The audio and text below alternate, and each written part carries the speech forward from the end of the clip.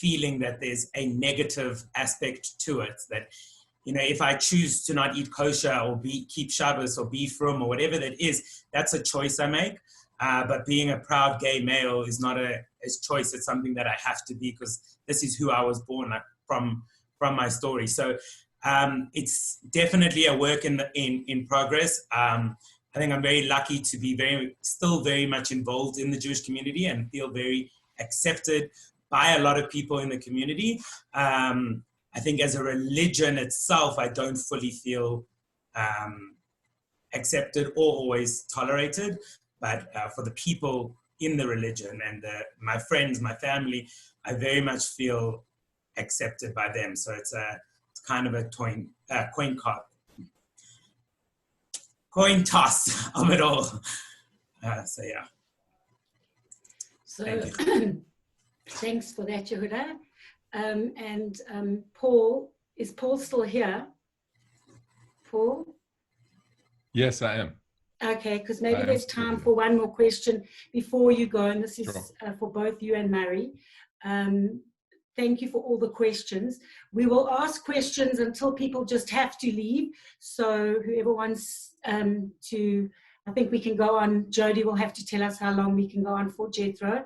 But Paul, before you leave, because I know you have to leave in a few minutes, a question and to both of you, you and Murray, how did performing Two Men Talking in the hall at King David, where you were bullied, and did it impact on you? How did it impact on you? Was it a positive experience? Just a comment on that for both of you. Yeah. And maybe Paul, and then we'll say goodbye to you. Thank you, Meryl. It was one of the most healing and powerful experiences I've ever had doing that. It was an opportunity that I don't think many people get to have, which is to revisit a site of such depth and importance in your life, the King David School Hall, where not only did I go to prayers every morning, but I was in plays, which were so meaningful to me. So much of my development happened in that room. And then those boards around the room, which had my brothers' names on several of them, captain of cricket, captain of rugby, head boy, and I was on none of them, not one board. And I got to feel all those feelings and that whole history, and the quality of the listening of that audience was like none other I've ever known. And it was just, and also it was also very important with me and Murray in terms of our friendship that moment, because, you know, I had betrayed him as a kid, and then the whole of Two Men Talking was about really that apology and that friendship. And so coming together in that school hall, it was a ritual. It felt like a ritual of forgiveness, of letting go, and of empowerment. So I can't say strongly enough how important it was for me to be able to do that there. Thank you. And I know that you have to leave, Paul. Cannot thank you enough for everything.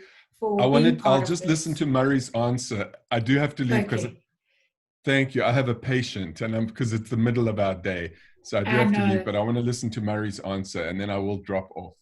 And I hope you won't forget about us, and I hope you will join us again. Amazing event. Really, everybody deserves a full webinar. Thank you. No forgetting. That's for the future, Paul. Thank you so much. Happy to.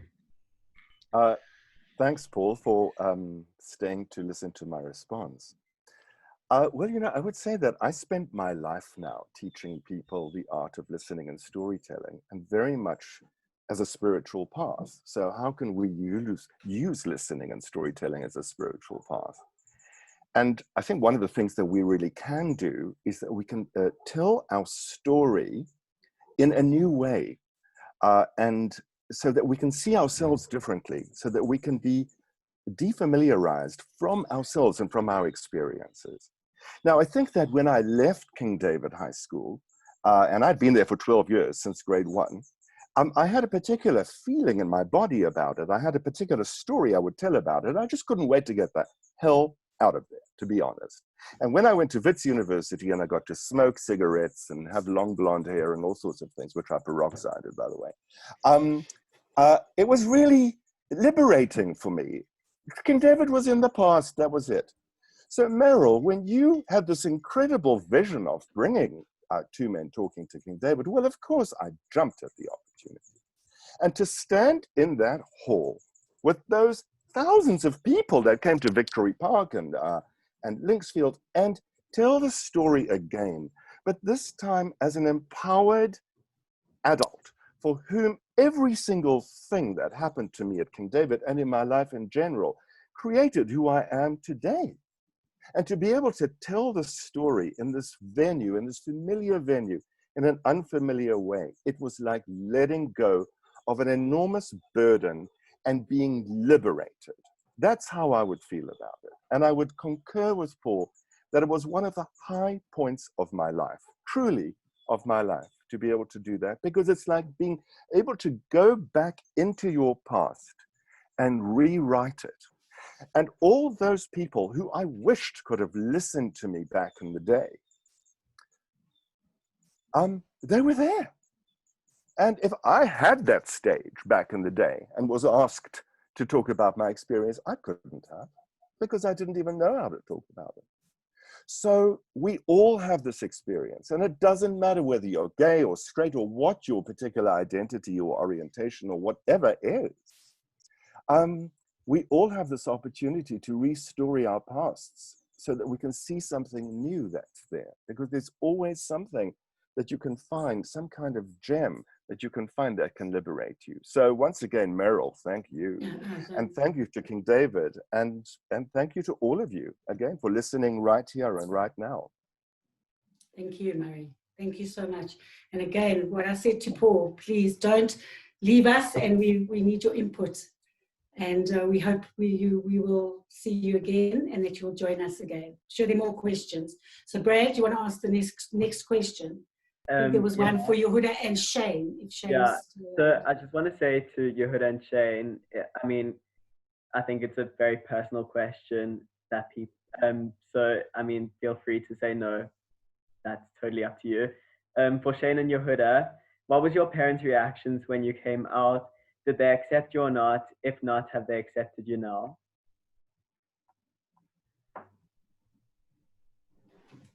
Okay.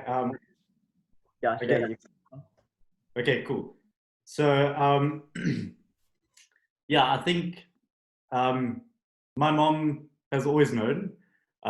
You know, if you ask my mom when she found out that I was gay, she will say probably when Shane was around 2 years old, walking around the house in his high heel shoes with carrying, you know, dolls and refusing to play with the trucks on the floor because the babies needed to be loved, you know, probably then.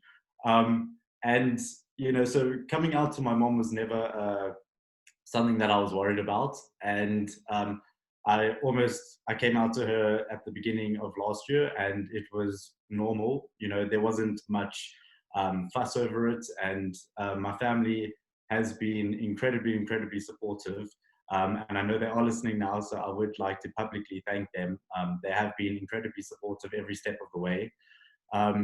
As for my dad, well, I didn't really need to tell him, but on a serious note, he would have been fine with it, and you know, he's with us, so he's fine with it, I guess. But yeah, on my whole family, it's been very supportive, except for that one comment which I mentioned in my speech. But on a whole, very supportive, and my mom was just very happy that she doesn't need to have a daughter-in-law. So yeah.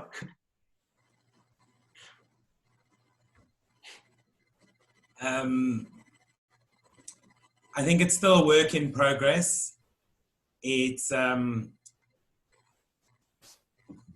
kind of look at it in a different aspect. I believe that I'm not a parent, so I wouldn't know if this was true or not, but kind of the way I kind of accept it is parents bring children into the world, and it's kind of like this flash moment of how they want their kids to exist, what they want them to go through. They want to protect them and make sure that they don't experience negative things in their life, hardships, heartaches, or whatever that may be.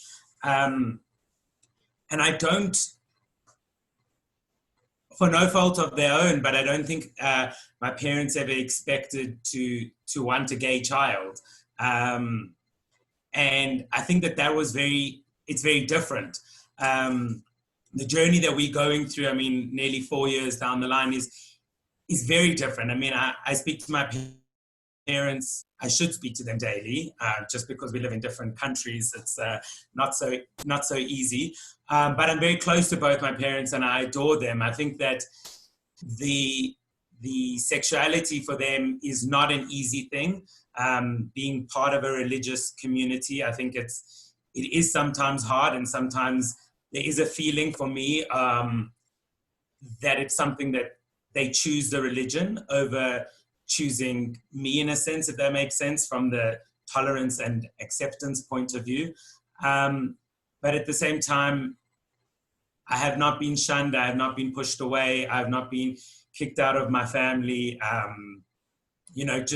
haven't even read the message, but I can see it on the side on the WhatsApp, just from my mom, and the fact that they were listening to something like this it's incredible. So definitely a big shout out to my parents and my many brothers, sister-in-laws.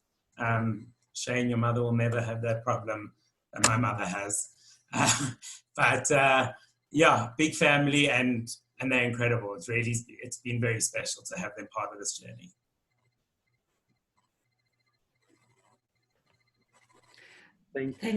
Thanks, guys. I think that's very helpful. And a very sensitive and beautiful response. Thank you. Maybe for Hannah, I have a question. Is she there? Yes, yeah, I'm here. Are you? So it's your family seems to have created an almost utopian place of love and empowerment. When you started to realize that the rest of the world was not as it was in your home, was it a shock, or were you always aware that there was prejudice? I think I was always aware that there was prejudice, because as a person of color, I experienced it from a very young age. And I think also as a young woman and as a girl, I experienced vulgar behavior and violent behavior from men and from other people. But I think my parents did try as hard as they could to prepare my sister and I to know that not everyone is as kind as they are, and not everyone will be as understanding. But I think nothing prepared me for, and still to this day, I still get very shocked when I experience racism in the Jewish community specifically, because I know, because of the way I was taught Judaism and the way I was raised in this community, it shocks me that I still face these kinds of things. So I was very young when I realized that it's not going to be an easy ride for me.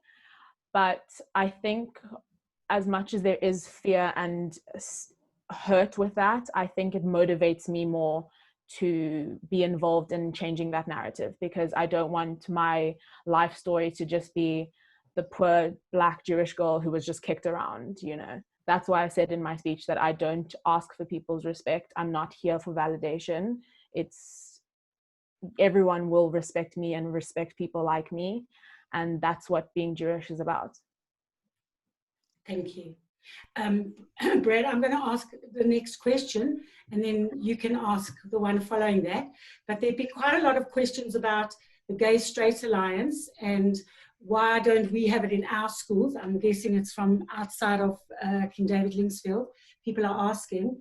I think that just to say that anybody who's interested in setting up a Gay-Straight Alliance at their school, would like to know more about it, please feel free to contact me, and I'm going to give my cell number now, and you're more than welcome to call me and we can talk about it.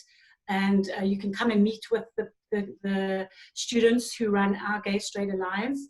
So my number is 084-247-5383, and we're more than happy to share. This is just one of the things that we do, and it was what we chose. There are different ways of bringing this awareness into your schools, but it was the one that we chose because Rabbi Kasov introduced me to some people from overseas, and I contacted them and wanted to find out how in different schools overseas, this, you know, how they had brought awareness into their schools, and this was the methodology that I've, and then the Shraga, and at the time, and the principal prior to the Shraga, and Rabbi Kasef we all felt that this was the best way to go about it. So please feel free to call, and we're happy to share with you if you want to know about it. Brad, over to you for the next question. So we're just going to ask Yehuda to read out a message he received, which I think is just very powerful. Yehuda, you can please read that out. So I did ask permission from the person, and it goes like this. Hi, you don't know me, but I was on the webinar tonight, and I just wanted to thank you. I'm closeted and have such a similar story to you, and I always feel like it's better to not be on this world anymore. Hearing your story is absolutely amazing, and I just want to thank you for saying what you said. It's hard to read. At least you have given one person a little bit more hope with the pride rainbow cloud. So I just, for me, from that message, I did ask permission from the person who sent it anonymously to me. Still, even though they're anonymous, I think there's still a sense of respect I have to give that person. And at the same time, to other people that are closeted, it really brings back a memory for me of no matter how much I knew there was gay people around. I think I spoke about it when we were having a panel talk before. No matter how much I knew there was people around me that were gay, I still thought I was the only person out there. And if there's anybody on this panel that is going through that, it is completely normal. You are so, there's times where you feel so closeted that there can't possibly be anybody else that is experiencing what you're feeling in your mind. That's at least what I felt. And just know that you are not alone. And there's a lot of people out there, especially for myself, through any social media platform, you can reach out or message those numbers for my personal phone number. And I'm always here to share more of my story and my current journey about it. So thank you. Can I also just say, if you are struggling, that you are beautiful and you are needed, and this thing that you think is going to bring a lot of hardship into your life is going to be the best thing that happens to you, and you're going to be fine. Yes, Queen. So just to say, if there's anybody on the panel that wants to just end off and say anything, we can just run through it. And then I think that we can end off there. And please look out, we will be running other talks. And yeah, just let us know what you thought and if there's anything else you would like to discuss, and we will do that. Thank you. Let's just go through the panel. Shane, just because I can see you first. All right, I just want to, I guess, say thank you again to everyone involved and to all the listeners. And like everyone else, if you ever need someone to talk to or anything like that, you can always get me on social media or get my number, and I will always be here to help and to listen. It's definitely a much easier thing to come out than you think. And, you know, at the end of the day, majority of the people don't actually really care. You know, what I've learned is that everyone, you know, is struggling and everyone has pain and everyone just wants to be happy.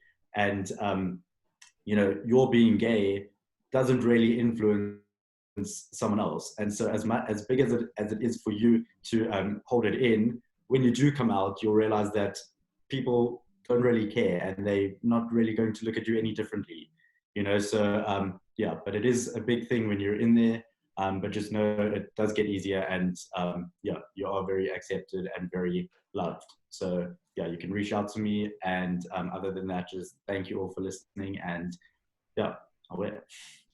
Thank you, Shane. And just to say, the recording will be available. This has been recorded, so for anybody, we will post that for you as well. Okay, Brad, you want to continue? The next person? Next person, can we do Hannah Jacobson? Yes, so I just wanted to say thank you for the opportunity to share my story and my experience. I know it means the world to both my parents and my sister. I wanted to thank my fellow panelists. Thank you again, Brad, Meryl. Thank you guys so much for allowing me to speak. And to anyone who knows someone who looks like me or has a story similar to mine, anyone raising Black kids, Black Jewish kids, I'm here for you. I feel with you. And one day very soon, we're going to have a beautiful, diverse Jewish community that is safe for people of queer identities, of other races, and just stay true to yourself and be kind to yourself. And you are valid, you are wanted, you are beautiful, and you belong here just as much as any other person. And I look forward to having more conversations like this. So thank you. Yeah, and thank you so much. We loved having you. And Yehuda, you're going to speak, and then Ms. Schrager would just like to then end off the evening. So Yehuda? Yes. Final thoughts. Sorry? Final thoughts. Again, I'll say the words I say every day, that I want to be accepted and not tolerated. And I think that, one of the questions I'd seen was of what parents can do. And it was just kind of why I branched to telling the story. You've got 10 minutes and you've got to kind of sum up your whole story. But I wanted to really give the experience of what it's like to grow up different, to feel different. And that as parents, I think you have the opportunity to highlight differences and not shun differences or hide differences, to really it is a huge part as an adult. As someone who's 28, I look back to my childhood, and it is definitely a huge part of who I am today. The behaviors, the actions, and what I did. So I think, allowing people to be who they are, allowing your children to be who they are, your friends to be who they are. I said and I'll end off with this, to Meryl the other day in Moishi's, where we always land up while she's looking for meat, where she always stops and we get into a 25-minute conversation about being gay and tolerated, accepted, and everything around. But I just said to her that, we don't even realize the impact that a joke can have, that humor, that we think that we're just around three friends, or we've got someone sitting at the dining room table who's a friend of ours, and, so there's this gay joke. And it's in those minutes that, as someone who was closeted, I used to watch every single response to the people around me. How did they respond? What were their facial expressions? What was their body talk? And I would laugh, and it was hysterical. But really inside, I was so broken that this could be a response. I look back to jokes, and whether even it was siblings, and I'm not going to mention names, but I remember the exact jokes that were said, and in my head, it was such a fear, and it drenched such a fear in me to come out. And really the truth is that it's not the reality. So there's a flip side to both sides. For the joke being made, you don't know how impactful it can be in a negative outlook to somebody else, especially if we're not ever mentioning to people that we just will tolerate no matter what. I mean, even if you don't say to someone straight out, I'll tolerate you, it's about having a tolerant environment. And on the flip side, the person and the people who I thought would shun me and not be there the most were really the people that have held my hand and been my biggest supporters. So you truly never know. And that's why for anybody that's closeted out there, you really never know how someone is going to respond. But know that I can say for myself, and I'm sure for the people on the panel, there's many people around that will support and that are here for you and that will talk and really guide you through this journey. And if I could pick it any other way, I would still choose to be born in a family with 11 siblings, religious, from Jewish, closeted for 24 years, free for the last 4. I would do it again because I'm proud of my journey and I'm proud of where I am today. And I'm really proud to see where I will go in the future. So thank you for everybody that joined this panel. I think it's phenomenal. And if there's any more questions, I'm more than happy to answer them. And the Schlager. Finally, certainly to all our panelists, thank you really from the bottom of my heart. I think somebody said earlier, it might have been Paul or Murray, that every panelist deserves their own webinar. And I really do think that is true. Yehuda, I can't ever remember encountering you on that day. I think we were both smoking when you said that I said to you that everything will be okay. But it's interesting how when you reached out to me, it resonated. And I don't think it was really about me. It was just about that we as human beings, if we listen, if we're in tune with another human being, we can really make a difference. We can, and in what you said to me, we can save a life. And so just finally, the last couple of words that I'd like to say, that in this world, we can be anything we want. But I think we need to be kind. We need to use all opportunities to spread kindness, to spread love, and to stand up and be proud of who we are. And no matter what your journey is or where your journey is going, I wish you all strength in this particular period as well, to be safe and just to embrace everybody, to embrace all humanity. And I thank you again for everything. To you, Meryl, your bravery, you being able to push me beyond what I didn't think I would be able to do. And finally, to you, Brad, you are somebody very, very special. And I thank you for your contribution for tonight and to our community at King David High School. And I wish you all a safe and good evening. Thank you.